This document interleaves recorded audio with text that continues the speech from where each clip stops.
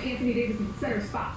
You might see LeBron James playing the power forward a little bit more because he's got a guy like that he can count on, that he can trust, and knows can stabilize the offense. Yeah. And so I think that's an angle which I don't think a lot of people are thinking about and talking about just yet. But that's where I would like to see a change. Yeah, and Brad brought up an interesting point earlier.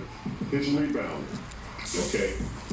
That fast break is going to start as soon as it touches his hand. Rebounding guard. He's not going to be looking out that fast.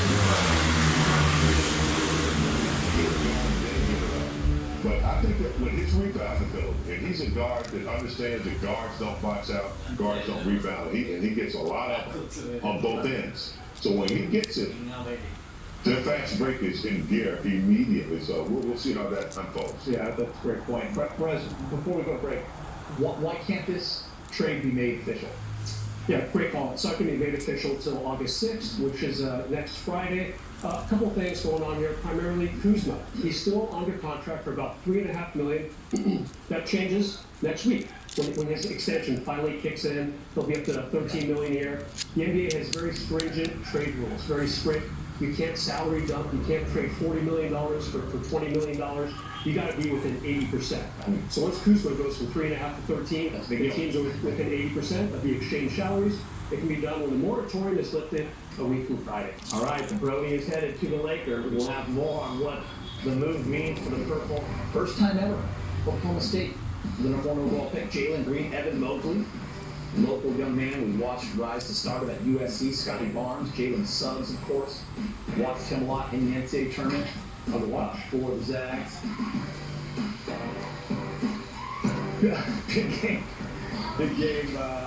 Big game. Draft memory. You were number 1 overall pick. Chip makes the pick. You weren't even there, big game. We studied for test. What was going on? It's crazy. Before I came in, I was watching something with the draft. It is a huge production now. It's almost like, the innings of the Grammys. They got all this music playing and all these, the parents are coming down the stairs and it's just like crazy interviews. I didn't even go. I had an exam, I got out of it, and I just said my professor wouldn't let me out of it. I didn't go, so Chick Hearn sit in my place. Yeah.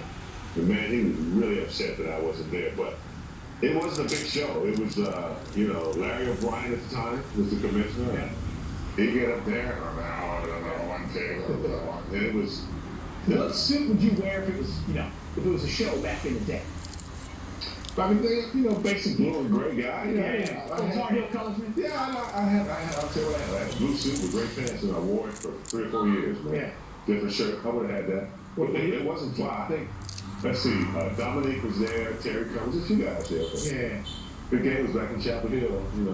Take a look. I'm sure that was a great moment. Yeah. What do you think of some of the suits these days in the play? Well, when LeBron and those guys, I remember those white suits and all those crazy. It's crazy now. It's different. Social media, it's crazy. It's a big part of the NBA now. Right? Let's discuss some free agent shooters. That's the topic everyone wants to know, Perez. I want you to give us 3 of them. Give us one at a time, and we'll kind of jump in. So give me your 3. Okay, so the Lakers right now, including Russell Westbrook, have 4 guys under contract. Okay. Going into free agency, which starts next